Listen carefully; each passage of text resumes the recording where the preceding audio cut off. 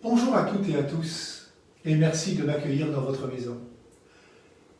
L'identité de Jésus est toujours en question. Qui est-il, celui qui prend naissance à Bethléem? Qui est-il, celui qui travaille pendant 30 ans au village de Nazareth? Qui est-il, celui qui se fait baptiser par Jean dans les eaux du Jourdain, qui va prêcher dans les synagogues, les villages, les montagnes, qui s'invite chez le malade et les pécheurs, qui guérit, qui pardonne, qui est crucifié comme un mendiant? Un jour d'ailleurs, Jésus interroge ses propres disciples. « Pour vous, qui suis-je » Si la question nous était posée aujourd'hui, comment répondrions-nous? Une chose est certaine, dans l'évangile du jour, Jésus annonce clairement qu'il ne peut pas n'être que le fils de David. Et en citant le psaume 110, Jésus affirme qu'il est le Seigneur de David. Jésus n'est pas uniquement fils de David, il est aussi son Seigneur. Jésus, fils de Dieu.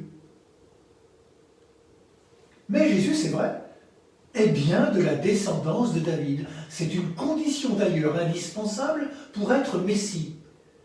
Le judaïsme proclame que le Messie doit être fils de David.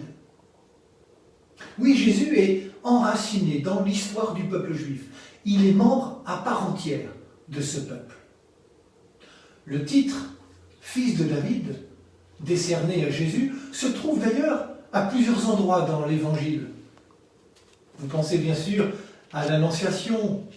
Marie reçoit un message de l'ange Gabriel. « Voici que tu vas concevoir et enfanter un fils, tu lui donneras le nom de Jésus, il sera grand, il sera appelé Fils du Très-Haut, le Seigneur Dieu lui donnera le trône de David, son père. » Je pense aussi à Jéricho, tandis que Jésus sortait de Jéricho avec ses disciples et avec une foule nombreuse, le fils de Timée, Bartimée, un aveugle, qui mendiait, crie « Fils de David, Jésus, prends pitié de moi. » Lorsque Jésus entre de manière triomphale à Jérusalem,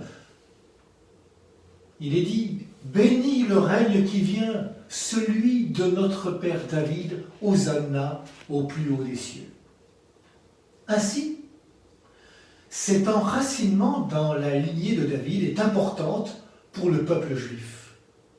Mais Jésus est Dieu. Il est plus grand que David. Et c'est saint Paul qui écrira aux Romains « Jésus est né de la race de David selon l'Esprit qui sanctifie. Il a été établi dans sa puissance de Fils de Dieu par sa résurrection d'entre les morts, lui, Jésus-Christ, notre Seigneur. » Jésus, en parlant de sa mort, dit dans l'évangile de Jean « Et moi, quand j'aurai été élevé de terre, autrement dit crucifié, j'attirerai à moi tous les hommes. »